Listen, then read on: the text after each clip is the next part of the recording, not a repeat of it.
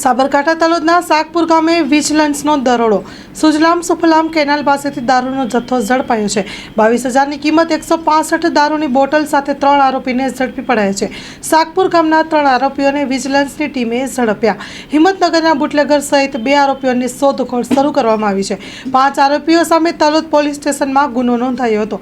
જિલ્લામાં વધુ એકવાર વિજિલન્સના દરોડાથી સ્થાનિક પોલીસમાં ખળભળાટ મચી જવા પામી। વધતી જતી દારૂની હેરફેરને લઈને સાબરકાંઠામાં વિજિલન્સનો દરોડો।